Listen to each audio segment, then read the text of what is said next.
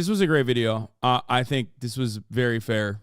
I think it's as fair as you're going to get from a liberal. Are you kidding me?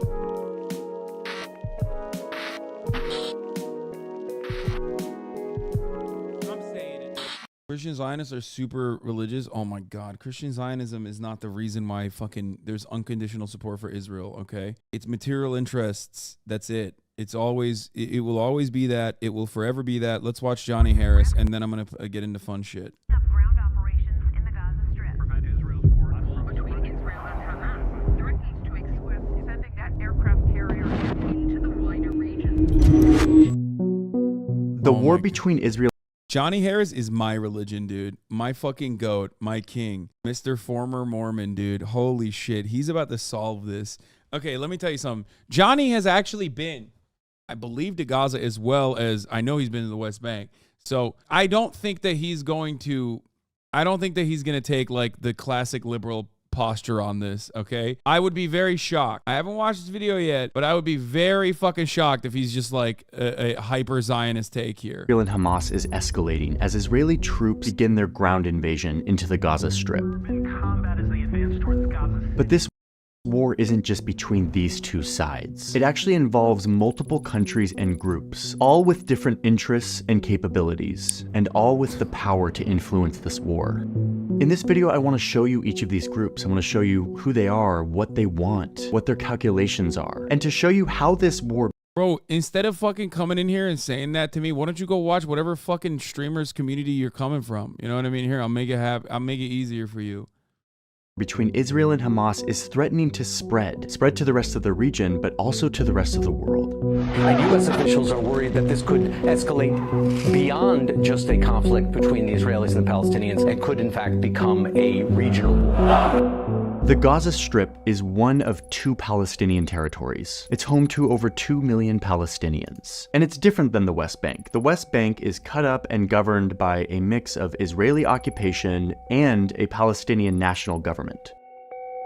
Gaza, on the other hand, is governed by Hamas, an Islamist organization with a militia wing, whose mission is to resist and oppose Israel, to fight against Israeli occupation of Palestinians by whatever means necessary, including terrorism and violence. Hamas chose October. Low-key, this is already a better way to describe the situation than like 90% of liberals. Like he didn't immediately go, they're barbaric terrorists who just want to do bad things because they're bad guys. So we'll see.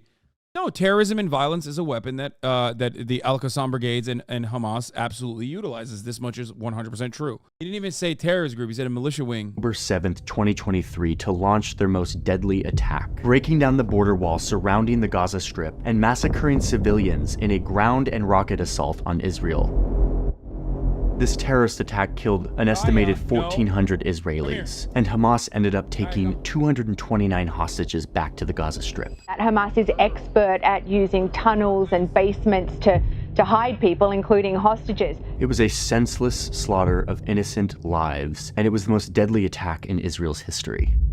Immediately after the attack, Israel declares war on Hamas. They call up a reservist force of 360,000 soldiers, and they immediately start bombing the Gaza Strip. Thousands of airstrikes in Gaza. No, it's no longer 1,400, but like literally I posted this yesterday. The new number is 1,200, but that's as of today. So he posted this yesterday. So how the fuck would he have known that they changed the number? Is now cut off from electricity, water, and food. Their stated mission is not just to strike back against Hamas, but to end the group forever. Israel's furious strikes on Gaza are laying waste to entire neighborhoods. Israel says that the north of the Gaza Strip is now an evacuation zone that they're going to bomb, and they tell the 1 million Palestinians living there to leave, to evacuate towards the south.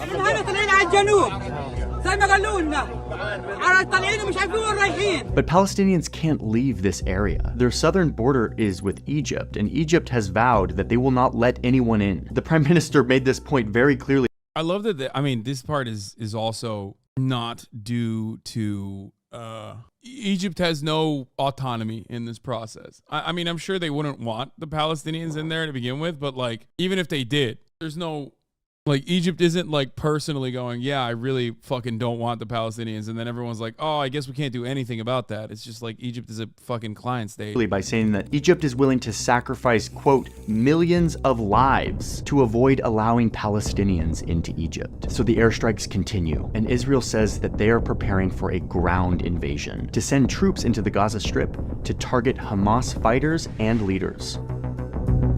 This is when Israel's most important ally swoops in. Joe Biden, the US president, has landed in Israel. President Joe Biden travels to Israel and urges the Israeli prime minister to not make the same mistake that the US made after 9/11, sending in troops to wage a grueling and doomed war against highly motivated fighters, and eventually ending up fighting in dense cities where militants and civilians blend together.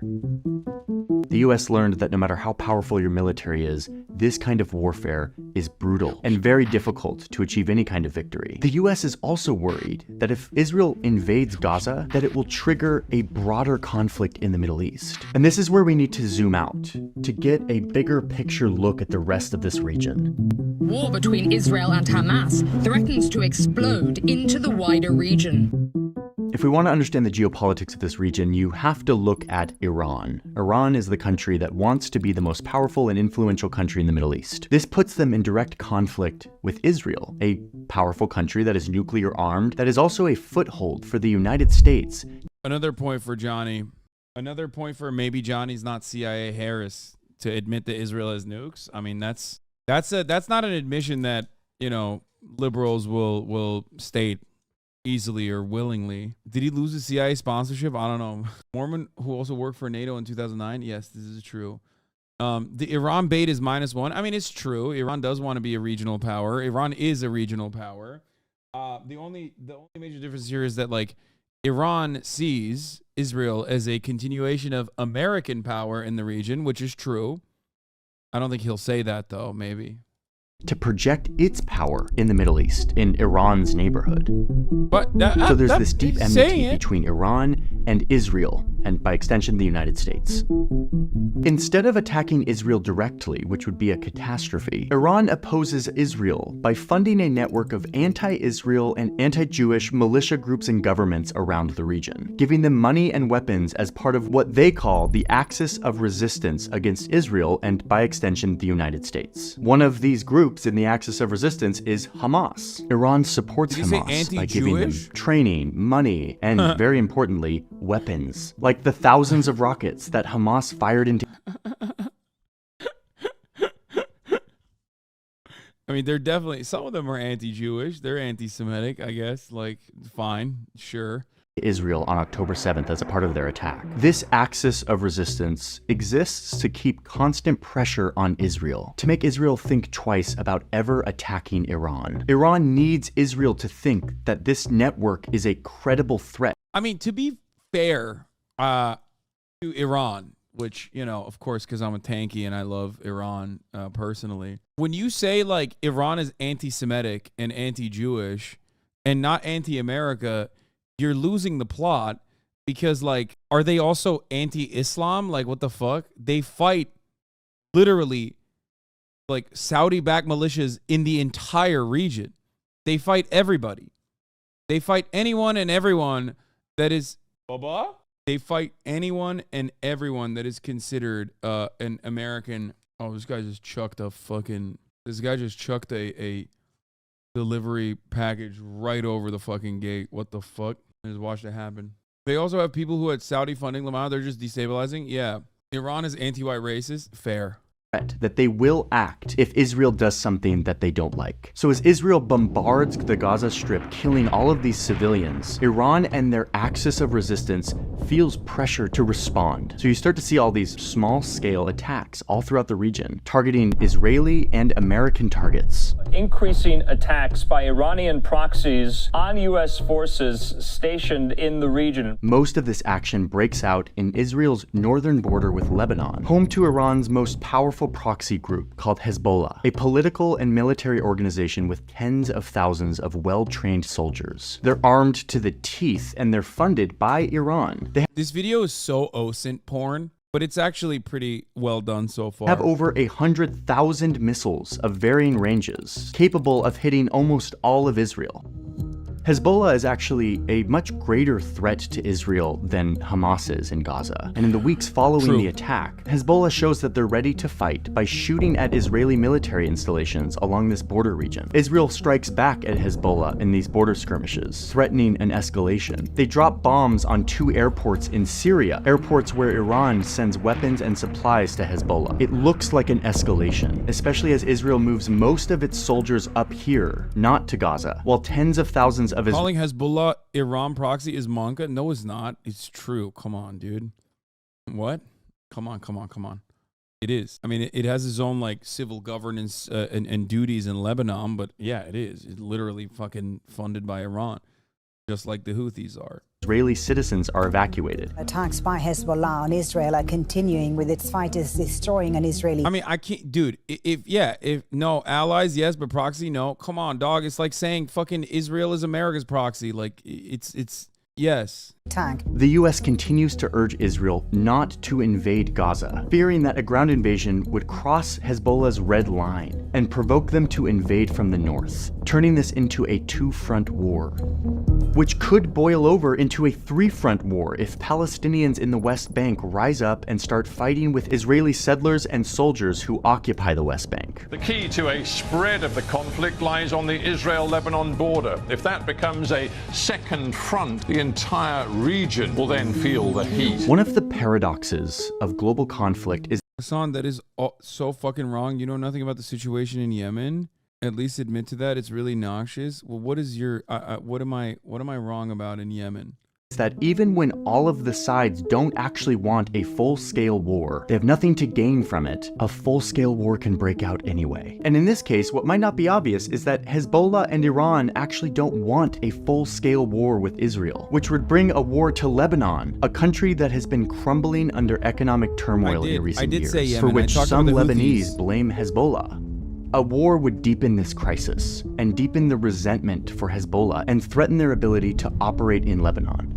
And yet, as Israeli jets continue to bombard the Gaza Strip, Hezbollah and their Iranian sponsors have to show that they are willing to act, that they are a credible threat, that they have red lines that are being crossed. This is the deadly game of chicken that escalates conflicts like this. This is what turns them into a situation that no one can control.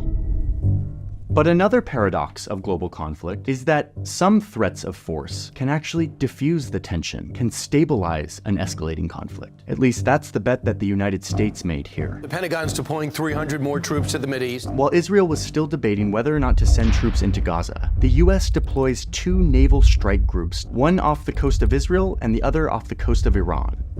These groups are made up of huge aircraft carriers, accompanied by supply and warships. We're talking 15,000 sailors in total, standing watch as this conflict escalates. The US also readies its missile defense systems and prepares soldiers for deployment.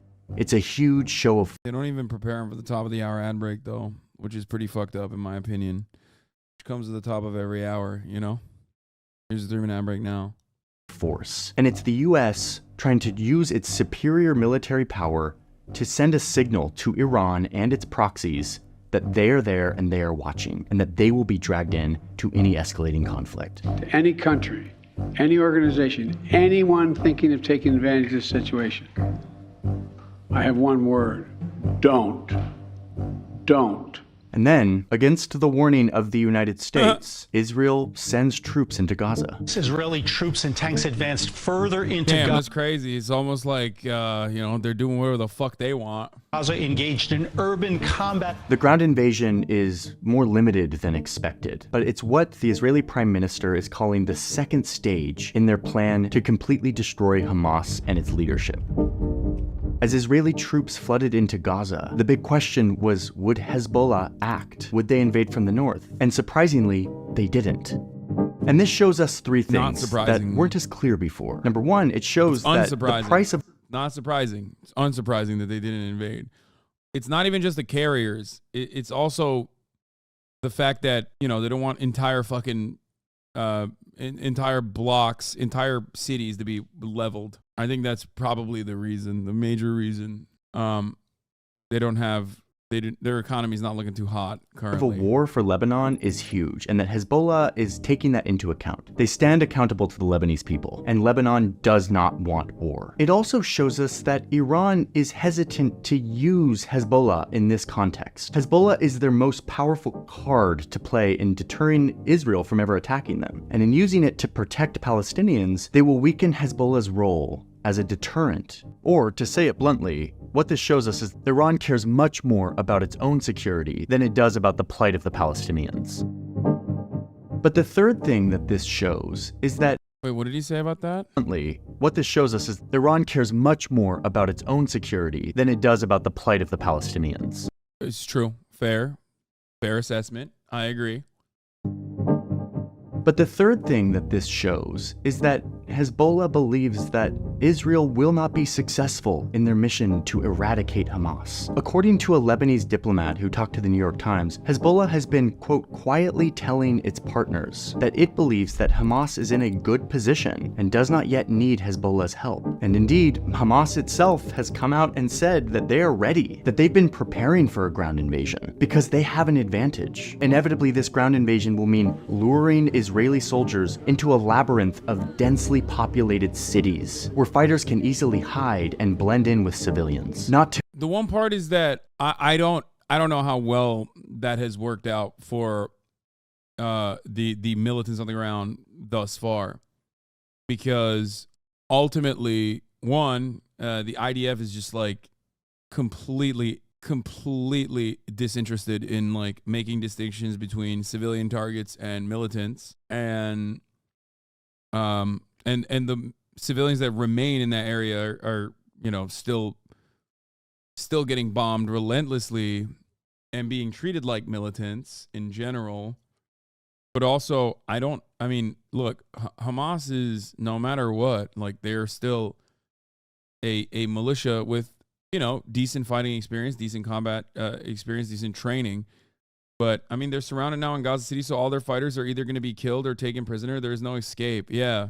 And it doesn't seem like the most intense combat so far occurred last night, I believe. And I think the tunnels are made up. No, they're not made up. No, those tunnels are very real. They've been blowing up the tunnels nonstop.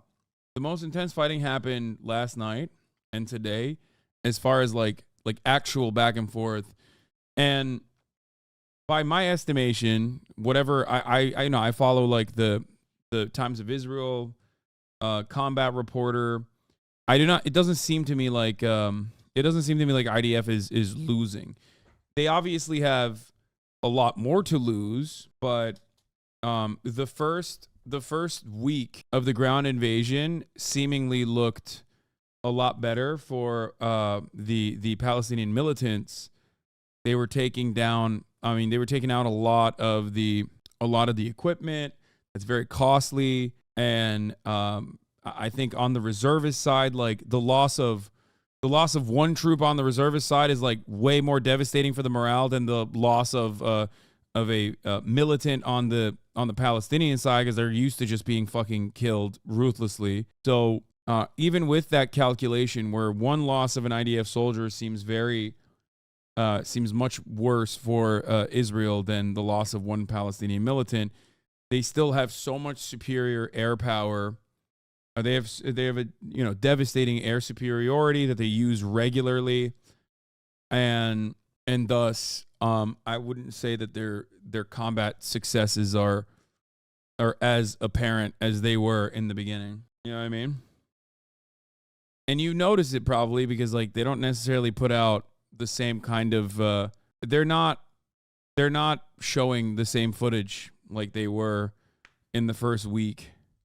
There was a lot of footage that was coming out, and that footage just stopped on the Hamas side. It could be because they just have they don't have any opportunity to cut videos because they're too busy fighting. But I think ultimately, it doesn't seem like, at least from what I've seen, it's very one-sided reporting, but it doesn't seem like they're doing too great. To mention Hamas's huge network of hundreds of kilometers of underground tunnels where they can hide, store supplies, and store their hostages. The tunnels also have a psychological use, an unseen, unpredictable angle designed to keep enemies wondering when and where they'll be ambushed. For any Israeli ground offensive, this may prove the biggest challenge. It's a truly excruciating kind of warfare in every conceivable sense. This is a quickly changing situation, and I don't know what the conflict looks like when you are watching this. But right now, the bombardment of Gaza continues. The death toll of Palestinians is skyrocketing. The people are running out of food and water and medical supplies. The UN is condemning Israel's response, saying that there's no justification for what Hamas did, but Israel's response is too much. Too many civilians are being killed. Some at the UN are even calling Israel's actions potential war crimes. And the world is calling for a pause in the fighting, a ceasefire that would allow humanitarian aid to get into the Strip. But a ceasefire is something that Israel's prime minister says is not on the table. After the horrific attacks of October 7th, calls for a ceasefire are calls for Israel to surrender to Hamas, to surrender to terrorism, to surrender to barbarism. That will not happen. Egypt has just started letting foreign nationals and severely wounded people in the Gaza Strip leave and cross into their country, but they continue to deny entry to the vast majority of Palestinians who remain trapped inside of this small rectangle. But they are, together with Qatar, helping mediate between the sides, already facilitating a deal that released 4 hostages that Hamas had captured on October 7th. For now, Iran's axis of resistance stands deterred from escalating this any further, continuing small attacks, but calculating that a wider spread conflict isn't worth it, especially as the US moves its troops into position. It is a delicate balance, one that could easily break or spiral. All it takes is one miscalculation, one attack that was meant to be a message but actually kills dozens of people and elicits a stronger response, which in turn elicits a stronger retaliation, which could lead to an escalation, a spiral into a catastrophic war in the Middle East.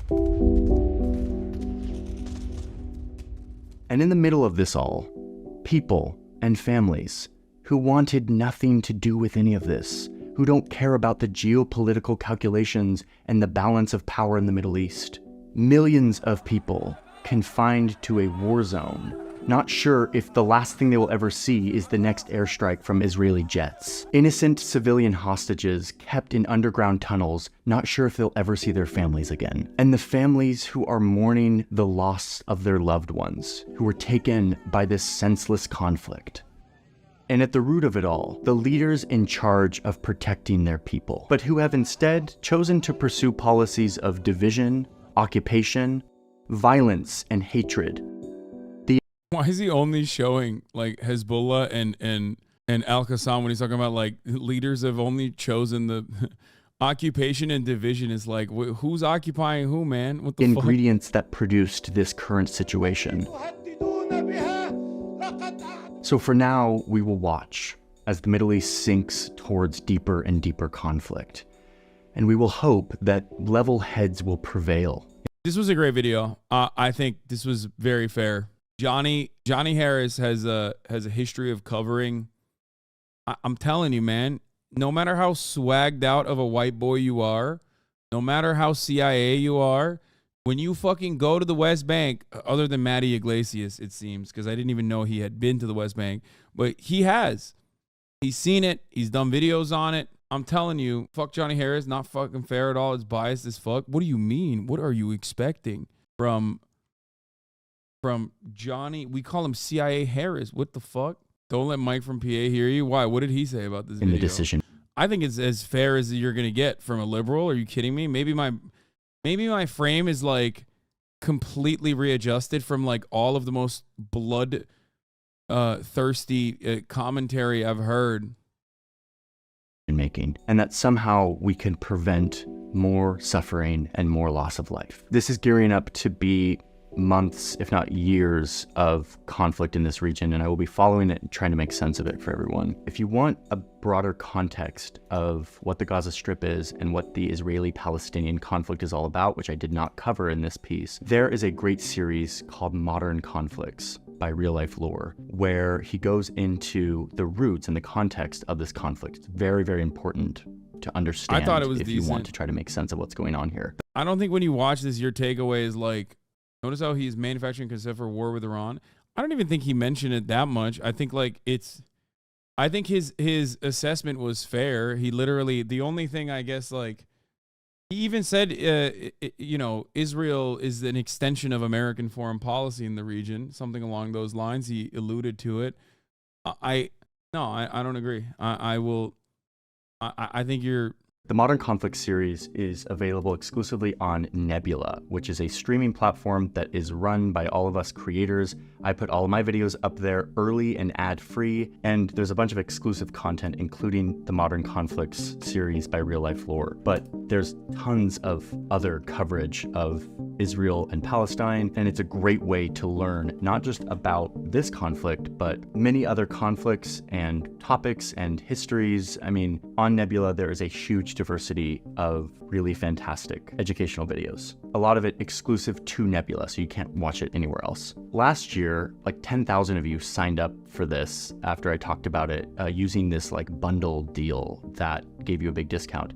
That deal is expiring now because it's I'm been doing a an year. ethical I just got the react. email That's why saying I'm that the letting bundle the is ad breaking. run. You're not going to I guess like it objectively described Iran's network of proxies and partners in the Middle East, which Iran and its proxies such as Hezbollah literally admit to honestly the issue. Yeah, no, I don't think this is a bad video at all. I think it was correct. I think like the only thing you didn't bring up is like Hamas radicalization or like Palestinian radicalization but that's not the goal of this video at all. The goal of this video wasn't to talk about